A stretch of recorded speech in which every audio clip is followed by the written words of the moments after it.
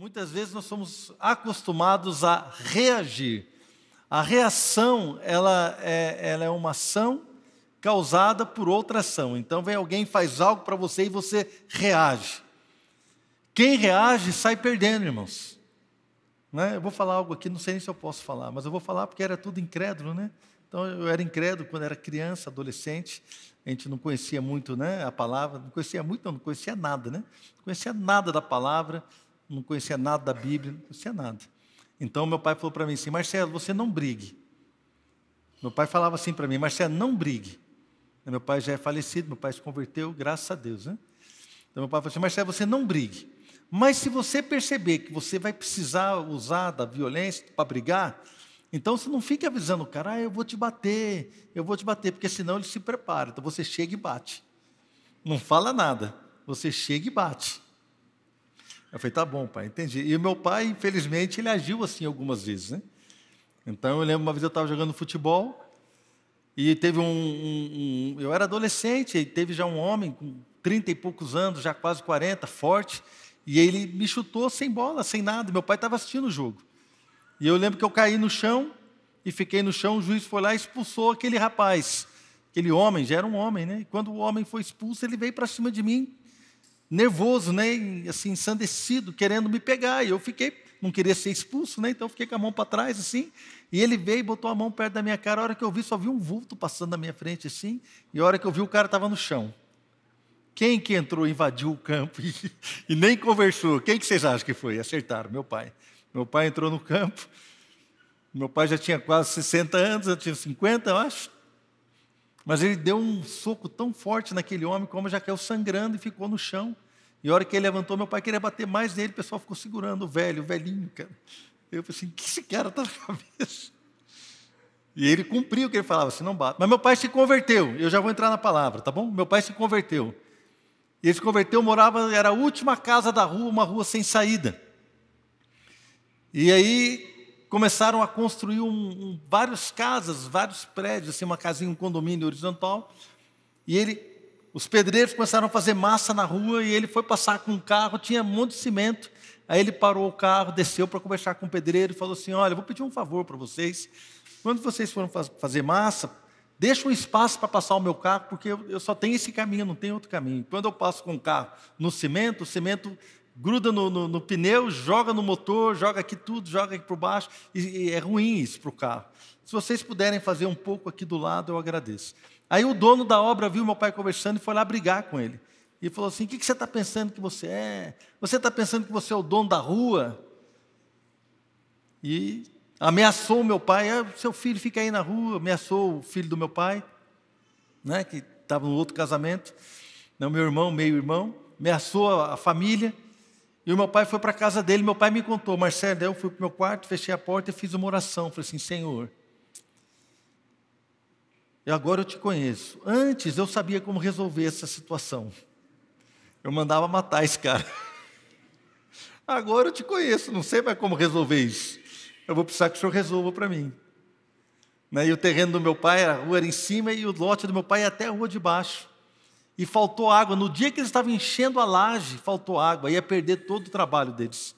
Só que o meu pai, a captação de água dele era na rua de baixo. Ele tinha uma bomba e jogava água para cá. Meu pai tinha água na casa dele. Meu pai então foi lá e ofereceu água para aquele homem, para que ele não perdesse todo o material dele. Então, nesse dia, meu pai falou assim: agora quando eu passo na rua, esse homem falta estender um tapete vermelho para eu passar, porque eu ajudei ele. Deus preparou. Ou seja, nós estamos aqui, irmãos, falando de um Deus que muda situações, amém? Não é? E sobre isso eu quero pregar nessa manhã, que nós precisamos reconhecer a Deus em todos os nossos caminhos. Nessa breve história, meu pai reconheceu que ele não era mais a mesma pessoa. Ele tinha uma proposta de vida diferente. Ele tinha algo para viver. A maneira como ele iria resolver as suas questões era diferente, não era mais como antes. Então ele reconheceu que ele precisava da ajuda de Deus. E quando ele orou, então Deus criou uma situação, permitiu uma situação ali de falta de água, para que ele pudesse resolver aquela história de uma outra forma. Nós precisamos entender que o Senhor está a nosso favor, como o pastor Silvio falou. Achei tremendo o que Deus falou com o pastor Silvio hoje. Porque, irmãos, nós precisamos entender que Deus está a favor de nós, de todo aquele que é quebrantado, de todo aquele que o busca, de todo aquele que se arrepende, de todo aquele que o deseja. Deus está a favor dessas pessoas. Eu quero estar entre esses que têm um coração quebrantado, depende do Senhor. Amém? Quero convidar você a abrir a sua Bíblia, lá em Provérbios capítulo 3.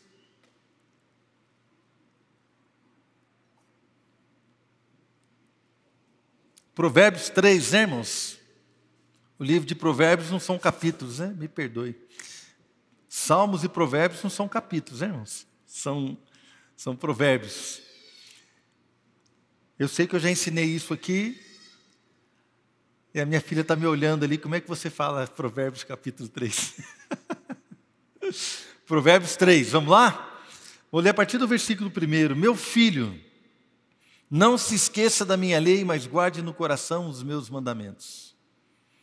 Pois eles prolongarão a sua vida por muitos anos e darão a você prosperidade e paz. Que o amor e a fidelidade jamais o abandonem. Prenda-os ao redor do seu pescoço, escreva-os na tábua do seu coração. Então você terá o favor de Deus e dos homens e boa reputação. E o trecho que eu quero ministrar nessa manhã começa agora, a partir do versículo 5. Confie no Senhor de todo o seu coração e não se apoie em seu próprio entendimento. Reconheça o Senhor em todos os seus caminhos e Ele endireitará as suas veredas. Não seja sábio aos seus próprios olhos. Tema ao Senhor e evite o mal. Isso lhe dará saúde ao seu corpo e vigor aos ossos. Obrigado, Pai, por essa manhã, obrigado por este tempo, que a sua palavra possa ministrar ao nosso coração e que o Senhor possa realmente, ó Deus, cumprir todo o propósito que o Senhor tem para nós nesse dia, em nome de Jesus. Amados, esse provérbio ele é bonito demais. Começando aqui no capítulo 3, no versículo 5 de Provérbios 3, diz assim: que nós precisamos confiar no Senhor e não nos apoiarmos no nosso próprio entendimento. Quando nós olhamos aqui o versículo 5, ele diz assim: confie no Senhor de todo o seu coração e não se apoie no seu próprio entendimento. Para que eu possa entender isso, a primeira coisa que eu tenho que fazer é confiar no Senhor. Você confia em Deus? É uma pergunta simples, mas é uma pergunta importante, irmãos. Você confia em Deus? Porque quando você confia em Deus, você acredita que Ele tem e quer dar o melhor para você. Deus quer dar o melhor para você. Quando você confia. Quem está entendendo o que eu estou dizendo? Você confia em Deus? Se você confia em Deus, isso vai te levar a tomar algumas atitudes diferentes daquele que não confia em Deus. Porque quando você confia em Deus, o escritor de Provérbios nos diz o seguinte: então confie no Senhor e não se apoie no seu próprio entendimento. A palavra aqui no original é estribar, não te estribes no seu próprio entendimento. Estribar, o estribo é aquele negócio do cavalo, assim, sabe aquele negócio do cavalo? Da montaria, quando você tem a sela e tem um lugar onde você coloca o pé para você montar no cavalo e você apoia o pé ali. Aquilo te dá apoio na cavalgada. É claro que aqui quem anda a cavalo, que talvez tenha um ou outro que anda a cavalo. Alguém veio de cavalo para a igreja, não? Não, né? Então, mas talvez em algum lugar do mundo, ou aqui mesmo, na zona rural, alguém vai de cavalo para o culto, né? Aqui não. E a pessoa... não é uma linguagem muito que diz respeito ao nosso dia a dia. Mas na época, quando ele dizia, olha, não te estribe, porque o estribo é aquilo que dá segurança à caminhada. O estribo é aquilo que dá segurança na cavalgada. Quando você tem o estribo, você coloca o pé ali, ele te dá um apoio para você correr, ele te dá um apoio para você fazer uma curva com o cavalo, qualquer coisa que seja. Aquilo te dava uma segurança na vida. Na tarefa que você estava fazendo, realizando a tarefa de se locomover ou de ir para um lugar para o outro. Então o estribo era importante mais. Aqui ele está fazendo uma analogia: confie em Deus. E não confie no seu próprio entendimento, porque o nosso entendimento, irmãos, nem sempre vai na mesma direção daquilo que Deus está falando. O nosso entendimento, muitas vezes, está manchado pelos nossos sentimentos. O nosso entendimento, muitas vezes, está manchado pela nossa história. Por exemplo, alguém cujo pai sempre foi violento, alguém cujo pai abandonou, tem pessoas que nem conhecem o pai, então ela vem para a igreja e começa a chamar Deus de pai, mas a paternidade para ela não é algo simples, não é algo fácil de lidar. A paternidade de Deus não é algo, por exemplo, quando Jesus ele quer falar da bondade de Deus, ele fala, assim, se o seu filho pedir um pão, você vai dar uma pedra para o seu filho? Então, quando Jesus quer falar da bondade, nós vemos Jesus comparando Deus com o Pai.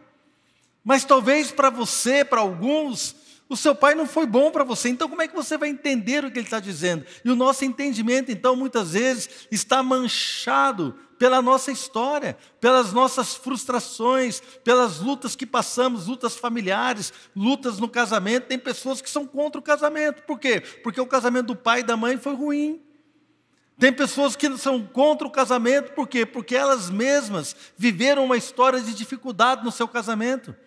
Então elas acham que o casamento não vale a pena. Existem pessoas que não querem se relacionar mais, não querem namorar, não querem casar. Existem pessoas que não querem trabalhar em determinado lugar porque aquilo ali vai ser ruim, porque a sua frustração, ela mancha o seu entendimento. Não é um entendimento puro e simples da vida. Então a paternidade, a maternidade, ou então o relacionamento, as situações da vida, muitas vezes nós temos o nosso próprio entendimento, mas a Bíblia fala, confie no Senhor. Se o Senhor fala para você que você tem que dar a vida pela sua esposa, não se preocupe, faça isso, confie no Senhor, porque vai valer a pena. Se a Bíblia fala para você, mulher, respeitar o seu marido, respeite o seu marido. Não desfaça dele. Não desfaça. Tem mulheres que facilmente zombam do marido. Tem mulheres que com a maior facilidade mancham a masculinidade do marido, porque talvez o marido não sabe fazer um trabalho manual, talvez ele tenha dificuldade em consertar algo ali na elétrica, na hidráulica, então a mulher zomba. Irmão, não faça isso, minha irmã. Talvez o marido zombe da esposa porque ela cozinha com dificuldade, uma ou outra coisa ela não sabe fazer, o bolo dela nunca dá certo. Aí o marido zomba, não faça isso. É claro que tem algumas brincadeiras que a gente pode fazer, né, mano? Sim, com amor, né? Desde que não fira a pessoa. Mas tem pessoas que falam zombando, os relacionamentos então começam a ficar, e a partir daí a pessoa fica com o seu entendimento totalmente quebrado. Isso pode ser verdade em todas as áreas, na nossa área emocional, na nossa área espiritual, ou até mesmo ministerial, e na nossa área financeira. Irmãos, deixa eu falar algo para vocês. Nós tivemos um tempo maravilhoso aqui, chegamos 1 hora antes do culto, e aí a nossa equipe de intercessão estava orando. Irmãos, foi uma visitação de Deus. Eu já podia ir embora aquela hora. A equipe de louvor aqui ensaiando, e os irmãos orando aqui na igreja, orando pela cadeira. Eu vi muitos irmãos impondo mãos às cadeiras vazias, estavam orando por você antes de você entrar aqui neste salão, já estavam abençoando a sua vida. E foi uma presença de Deus muito grande, muitos intercessores chorando na presença do Senhor. Eu vi as pessoas andando por esse salão aqui com seus rostos molhados de lágrimas, chorando mesmo, convulsivamente, com choros altos, chorando, clamando para que Deus mudasse, tocasse nas nossas vidas e pudesse fazer aquilo que Ele deseja, intercedendo por nós.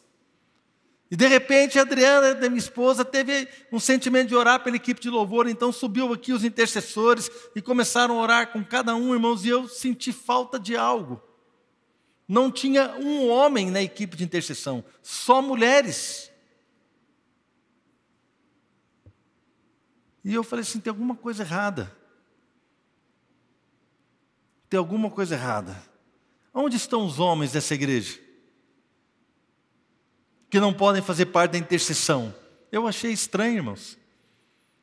Não é possível que Deus só chame a mulher para orar, irmãos. Será que Deus só chama a mulher para orar? Ou será que os homens podem fazer parte também? O que vocês acham? Eu acho que os homens podem fazer parte. Eu acho, queridos. Então tem alguma coisa errada. E eu creio, sabe o que eu creio? Eu creio que o nosso entendimento, quando nós nos apoiamos no nosso entendimento, muitas vezes o nosso entendimento não nos leva para uma vida ministerial. Porque, irmãos, para você trabalhar na igreja, como o Félix falou aqui, olha, nós vamos sair daqui, nós vamos para lá, mas olha, tem muito trabalho. Eu vou te dizer algo para você trabalhar na igreja. Você vai perder talvez alguns aniversários. Para você trabalhar na igreja, você vai perder aquele churrasco. Para você trabalhar na igreja, para você servir a igreja, você vai perder talvez aquele futebol que você gosta de jogar de vez em quando, você vai perder. Para você trabalhar na igreja, para você buscar aquilo que Deus tem, para servir outras vidas, talvez você vai ter que perder 1 hora de sono. Talvez você vai perder uma ou outra situação que nós estamos confortáveis e tranquilos e caminhando muito confortavelmente. Mas, irmãos, a vida cristã não é confortável. Pergunta para aquele que morreu no seu lugar se a cruz era confortável. Vamos perguntar a Jesus se a cruz era confortável. Vamos perguntar ao apóstolo Paulo se a vida dele era confortável. Quero convidar você a ler a 2ª carta de Paulo aos Coríntios, capítulo 12, 13. Veja lá se era confortável a vida do apóstolo Paulo. Pergunte para Pedro se a vida dele era confortável. Pergunte aos apóstolos, pergunte aos irmãos que morreram lá na arena de Roma, lá no Coliseu. Pergunte àqueles que foram apedrejados, àqueles que foram cerrados ao meio. Pergunte aos profetas do Antigo Testamento que foram cerrados ao meio, homens dos quais, diz Hebreus capítulo 11, o mundo não era digno. Perguntemos a eles. Pergunte a pastores. Pode perguntar para os pastores aqui da igreja. Irmãos, nossa vida é fácil. A minha vida é fácil.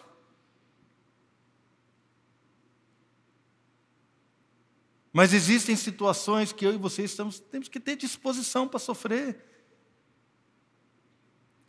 Mas o nosso entendimento, ele nos leva longe dessa situação do sofrimento. O nosso entendimento nos deixa cômodos, mas confie no Senhor, porque no Senhor o nosso trabalho não é vão.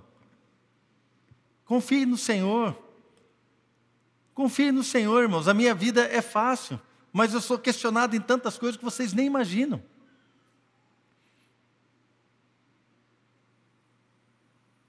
Uma vez me questionaram por que eu dou tanto testemunho da minha família enquanto eu prego. Se o meu desejo é me exaltar sobre a igreja.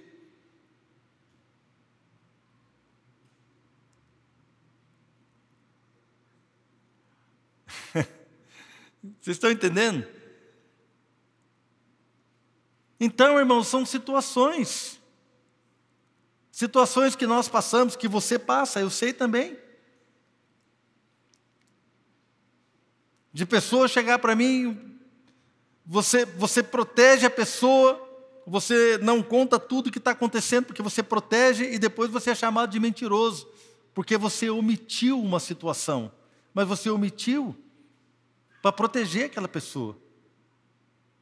Mas lá na frente, alguém chega e chama você de mentiroso. Irmãos, eu estou disposto, eu não vou parar. Porque, sabe por quê? Porque tem um fogo queimando dentro do meu peito. Não importa, irmãos. Não importa. Eu não vou parar de pregar. Eu não vou parar de obedecer a Deus. Eu não vou parar de fazer aquilo que Deus tem me pedido para fazer. Não vou, irmãos. Importa agradar a Deus, obedecer a Deus, do que agradar os homens. Mas é isso, você também, no seu trabalho, na sua situação. Irmãos, eu ouvi um testemunho ontem. Ontem eu fui na casa do Fred e da Priscila. Eu ouvi um testemunho, eu não vou contar, tá, irmão? Não vou contar. Pode contar? Depois dessa, né? Depois dessa. Mas eu fiquei assim, irmãos. O cara viajando em lua de mel, para Gramado. E chegaram para ele e falaram assim, olha, nós queremos ofertar para você uma sequência de fundir. Você só precisa ir lá e conhecer um plano no hotel que a gente está abrindo aqui. E nós vamos dar para você no melhor fundi da cidade. Ele, de mel, estou tranquilo, né? Sem filho, não tinha filho na época. Vou lá. Aí ele foi. Ele foi com a Priscila, sentaram lá, e o cara tentou vender para ele o hotel. Eu falei assim, olha, não, na verdade eu acabei de casar, eu não tenho dinheiro para investir nisso aqui nesse momento, tal. O plano é muito legal, mas eu não tenho, eu vim aqui conhecer, né? E eu não tenho interesse. O cara falou assim, então tá bom, então eu vou te dar o ingresso que eu prometi para você, da sequência de fundir. Mas nós vamos forjar aqui uma situação, vamos fazer de conta que você comprou. E ele catou o microfone e já saiu falando, nós temos um casal aqui que comprou, porque assim a gente incendeia a reunião, tinha vários casais, a gente incendeia a reunião para que outros se sintam animados a comprar também. Aí o cara catou o microfone e saiu falando, esse casal aqui comprou e não sei o quê, e todo mundo aplaudindo, todos os vendedores, tudo aquele negócio, mas ele não comprou. E o cara pegou e deu o negócio para ele comer o fundi. Agora toma aqui o seu fundi. Ele pegou, saiu daquele lugar, olhou para a Priscila e falou assim, não, eu não estou feliz, o cara nos usou, e ele mentiu, nós não compramos nada, eu não desmenti lá, mas está vendo esse ingresso aqui, Priscila, do melhor fundi da cidade, para a gente comer de graça? Ele rasgou, irmãos. Por que ele rasgou? Porque eu não quero usufruir de uma mentira. Ó,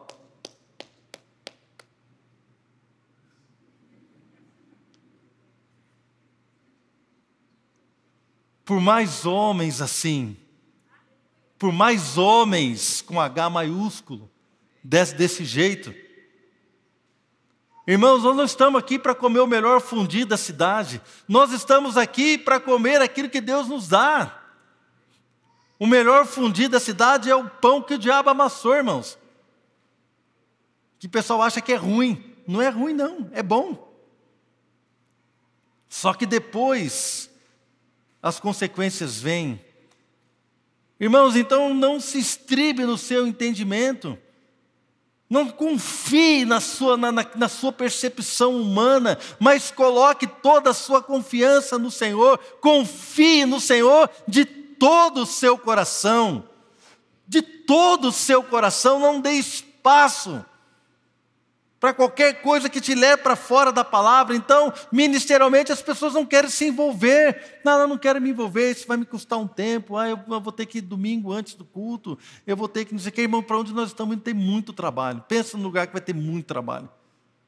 Eu acho que nós vamos chegar lá, o salão não é maior do que esse, irmão, o salão é do mesmo tamanho que esse, um pouco menor. Só que como a gente vai ter os banheiros para fora e tal, o salão vai ter um pouco mais de cadeira que nós temos hoje aqui. Vamos dar um pouquinho mais. Eu acho que nós vamos chegar no lugar já pequeno, vamos precisar de 2 cultos, irmãos. Rapidamente, vamos precisar de 2 cultos, com a equipe de louvor, com a equipe de ministério infantil, com a equipe de estacionamento. Quem está disposto a trabalhar? Eu estou, irmãos. O dia que eu não estiver pregando, eu fico no estacionamento, sem nenhum problema. Eu estou disposto, eu amo o Senhor, amo a sua obra. Versículo 6, diz assim, reconheça o Senhor em todos os seus caminhos, e Ele endireitará as suas veredas. Reconheça o Senhor em todos os seus caminhos. Amados, isso daqui é tremendo. Porque nós precisamos perceber que Deus está em todos os caminhos que nós estamos. Deus está ali tentando nos ajudar, Ele vai endireitar as veredas. Quando você reconhece o Senhor, como Ele disse, Ele vai endireitar. Porque se você não reconhecer a Deus, naquele caminho que se você não vir a Deus ali, como é que Ele vai te ajudar? Como é que Ele vai endireitar os seus passos? Como é que Ele vai colocar a direção correta para você ir? Se eu e você não estamos vendo o Senhor, não estamos vendo o agir de Deus, como é que nós vamos caminhar dessa forma, irmãos? Se nós não sentimos a tristeza que Deus sente. Quem já sentiu tristeza de Deus? Já sentiu a tristeza? Eu já, irmãos. Por algo que eu falei, por algo que eu deixei de falar, por uma situação que eu deixei de fazer, ou por coisas que eu fiz, eu já senti a tristeza do Espírito aqui dentro. Isso mostra para mim que é um caminho errado, eu preciso reconhecer a Deus. E eu quero então fazer uma pergunta. Você já reconheceu a alegria de Deus também? Eu também já reconheci a alegria de Deus, irmãos. Eu lembro de uma vez que eu estava totalmente alheio a Deus no meu ministério. Eu só queria pregar, não queria me envolver com ninguém. E o próprio Deus falou comigo. Eu ouvi, foi uma vez que eu ouvi a voz de Deus audível aqui. Eu ouvi alguém falando no meu ouvido. Deus falou comigo assim: eu te chamei para se envolver com as pessoas. Só isso eu ouvi. E foi suficiente, mas eu passei o dia inteiro chorando. E Deus então começou a mudar a minha vida, a minha atitude, o meu coração. Eu senti a tristeza do Espírito, uma voz carregada de amor, mas de muita tristeza, porque eu estava fora do propósito que Deus tinha planejado para a minha vida. Quando eu estava indo para levar a Flávia, quando a Flávia ia se casar, eu que fui dirigindo o carro para ela, eles alugaram um carro e eu fui dirigindo, fui o motorista da Flávia no dia do casamento dela. Foi uma coisa maravilhosa, foi muito gostoso. A Fernanda já estava casada e eu fui orando. Ela se casou em Taubaté, eu fui daqui para Taubaté dirigindo o carro e falando com Deus. E eu ouvi Deus falar com o meu coração assim: você fez um bom trabalho com as suas filhas, está entregando elas, né, para casar. E eu senti assim: você fez um bom trabalho, eu estou feliz com você.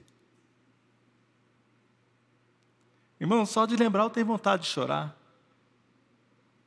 E eu falei para ele assim: Senhor, tudo que eu fiz foi o Senhor que me deu, foi o Senhor que me ensinou. Eu não presto, eu sei exatamente aonde eu estaria, não fosse a sua graça. Eu sei exatamente como eu seria, se não fosse o teu amor, se não fosse o teu cuidado sobre a minha vida, se não fosse o Senhor mudar o meu coração. Eu sei exatamente quem eu sou.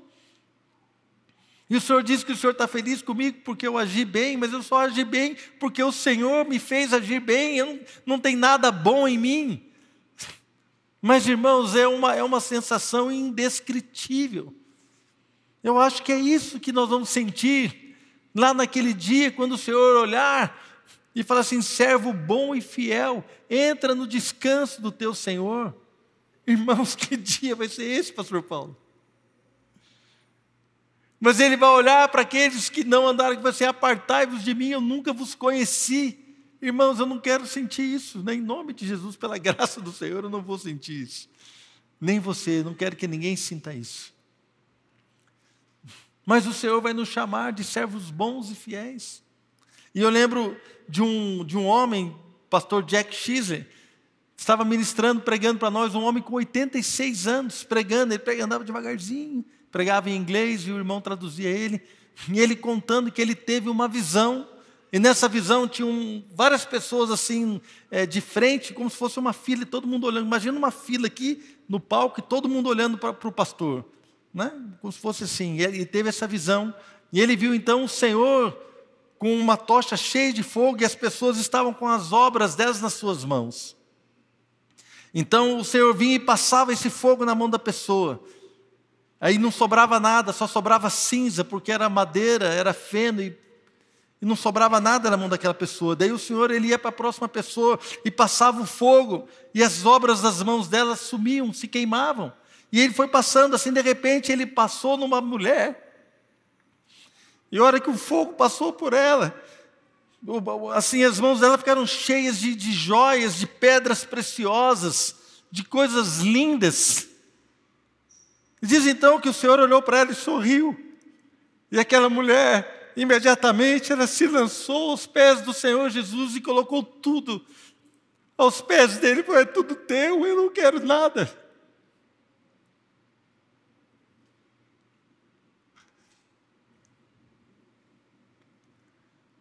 Pessoas que o Senhor está endireitando, estão construindo coisas tremendas. A hora que vier a obra, a hora que vier o fogo, a hora que vier a provação, o Senhor vai provar a obra de cada um.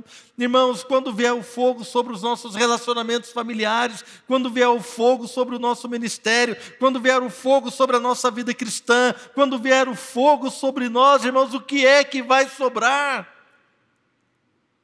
O nosso entendimento nos leva muitas vezes para outros lugares, mas Deus está dizendo: olha, confie no Senhor de todo o seu coração, não confie no seu entendimento, e fala assim: olha, reconhece o Senhor nos teus caminhos. Irmãos, vamos reconhecer a Ele, vamos reconhecer o seu amor por nós, vamos olhar para Jesus naquela cruz e entender que Ele subiu aquela cruz para que eu e você fôssemos livres. E a partir daí, então, quando nós reconhecemos a obra de Jesus por nós, irmãos, a gratidão, como foi pregado aqui na sexta-feira pela pastora Etel, a gratidão nos leva a amar a Deus, a gratidão nos leva a desejar agradá-lo, a gratidão nos leva a ter temor de Deus, a gratidão é algo sem a qual não existe vida cristã. Mas a gratidão sempre está endereçada a uma pessoa, nunca a você mesmo. Você é grato porque alguém fez algo por você, e quando você reconhece o que Deus fez por você, a gratidão flui, e flui com louvor, com adoração, com quebrantamento, com temor, com atitudes de gratidão, com ações de graças. Ele então vai corrigir o nosso caminho, quando nós percebermos que Deus está em todo lugar. Ele fala assim, né, no versículo 6, ele diz: reconheça o Senhor em todos os seus caminhos. E eu quero te fazer uma pergunta. Deus está feliz com o caminho que você está trilhando hoje? Deus está feliz com o caminho que você está trilhando no seu ministério? Deus está feliz com o caminho que você está trilhando na sua casa, na sua família, no seu trabalho, na sua vida financeira? Você reconhece a Deus? Eu até compartilhei aqui no meu Spotify a música que eu mais ouvi esse ano. Foi essa que nós cantamos no louvor aqui, coincidentemente, a última, né? E eu vivia cantando: e onde eu vou, eu te levo comigo, amado. E onde eu vou, eu te levo comigo, amado. Eu preciso reconhecê-lo por onde quer que eu vá.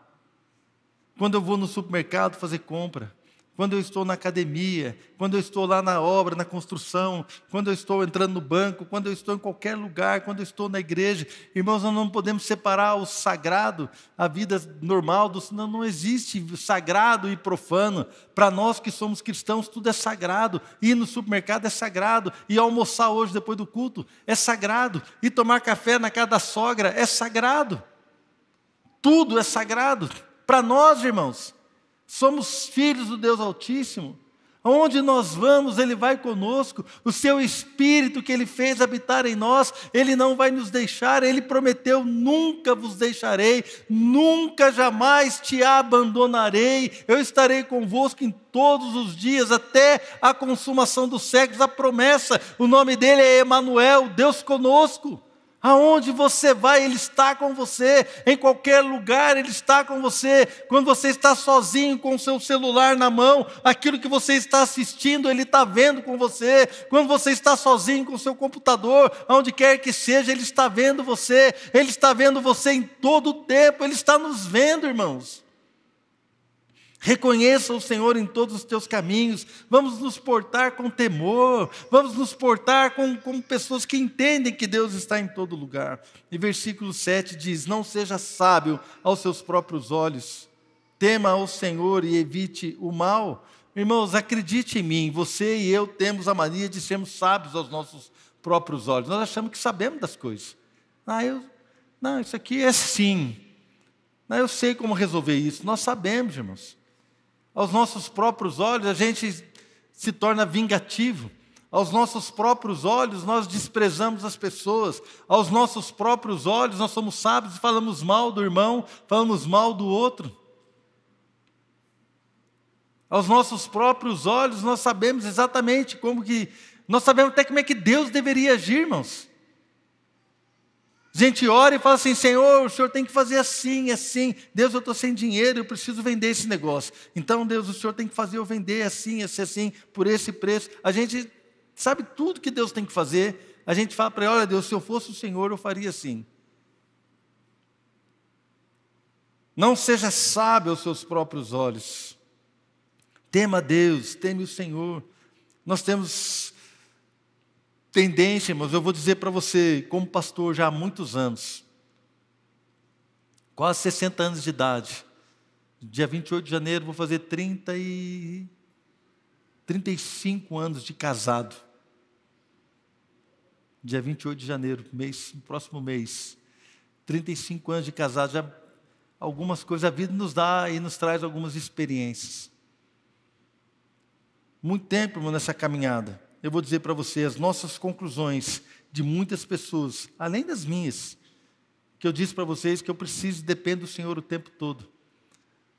Mas como pastor já tive a oportunidade de aconselhar e conversar com muitas pessoas. E eu vou dizer para você, quando nós andamos as nossas próprias conclusões, elas nos levam a uma frieza espiritual, a um desinteresse pelas coisas de Deus, afastamento do propósito de Deus. Nós nos afastamos daquilo que Deus tem. Irmãos, eu pregava em várias igrejas. Eu pregava em vários bairros, pregava em várias cidades, preguei em várias cidades aqui do Vale do Paraíba, preguei na capital, pregava em vários lugares. Eu era o pregador que o meu pastor, na época, ele confiava em mim. Um dia ele chegou para mim e falou assim, olha, pediram para eu ir pregar, eu não posso ir, então eu quero que você vá lá e você me representa, você vai pregar lá no meu lugar, porque eu tenho um compromisso, não posso ir. E eu fui pregar no lugar do meu pastor. Pregava em todos os lugares, mas nesse tempo, pregando para lá, para cá, e eu lembro, irmãos, Deus fazia coisas tremendas. Eu lembro de dons como Deus me usava. Eu lembro de um dia que eu fui para um lugar e Deus mostrou para mim, eu fui pregar em Campos do Jordão, Deus mostrou para mim um homem sentado num lugar assim da reunião, e quando eu cheguei, aquele homem estava lá, eu nunca tinha visto ele antes, fisicamente, mas eu vi ele na minha casa enquanto eu orava, eu vi aquele homem sentado, eu o reconheci porque eu já tinha visto ele numa visão espiritual, eu vi Deus falando com ele, e eu simplesmente reproduzi a visão que eu tinha, aquele homem então foi totalmente assim, tocado pelo Senhor, algo que Deus falou ao coração dele, era usado nos dons, irmãos. Eu lembro do dia que eu preguei em Lorena, que eu fiz o apelo, as pessoas iam passando e iam caindo no chão. Eu não orei com ninguém, e as pessoas iam caindo. E aí chegou alguém, você não vai orar com ela? Eu falei assim, eu não vou nem atrapalhar o Senhor, deixa Deus fazer. E eu estava nessa vibe, nessa unção, né, entre aspas, mas nesse tempo o Senhor me encontrou. Ele veio no meu ouvido e falou assim, eu te chamei, não é para viver isso que você está vivendo, não. Para você está bom, você acha que é isso, mas não é. Eu te chamei para se envolver com as pessoas. Deus então corrigiu a minha vida. Porque, irmãos, a nossa própria sabedoria, o nosso próprio entendimento nos leva ao afastamento do propósito, à vingança, desconfiança, tristeza, desânimo e o pior de todas as coisas, incredulidade. Mas Deus quer nos conduzir, Ele quer trazer a nossa vereda e corrigir a nossa caminhada, Ele quer nos levar a um vigor espiritual, a uma alegria de servir a Deus, a uma força espiritual, a um ânimo, uma alegria de servir a Deus, a uma paixão pela presença do Senhor. Irmãos, uma paixão pela presença de Deus. Você é apaixonado pela presença de Deus? Deus quer nos conduzir a isso, a busca do propósito que Ele tem para nós, porque nada mais importa. O apóstolo Paulo escreveu, eu não tenho a minha vida preciosa para mim mesmo, a não ser que eu cumpra o propósito para o qual Deus me chamou. A minha vida não é preciosa para mim, a não ser que eu possa cumprir o propósito. Ele fala assim, eu busco aquilo para o que eu fui alcançado para viver algo, então estou buscando isso, eu quero viver isso. O Senhor nos leva por um caminho de perdão, de alegria, de fé. E aqui o escritor de Provérbios, então, ele termina dizendo no versículo 8, isso lhe dará saúde ao corpo e vigor aos ossos. Isso dará a você saúde ao corpo e vigor aos ossos. É isso que Deus tem dado para nós, quando nós andamos nos seus princípios. Vamos ter saúde emocional, espiritual, vigor aos ossos, vamos ter saúde física. Deus quer dar isso para nós, irmãos. O Senhor quer nos corrigir, nos encaminhar no caminho correto, na vereda correta, endireitar a vereda, porque a vereda pode estar torta, Ele quer endireitar e nos colocar no propósito que Ele tem para nós. O Senhor fez isso com tantas pessoas. Uma pessoa que eu lembro, o apóstolo Pedro negou Jesus 3 vezes, foi pescar. E a mesma experiência que ele teve, estava pescando, quando o Senhor ele apareceu na praia, e está lá em João capítulo 21, depois você pode ler.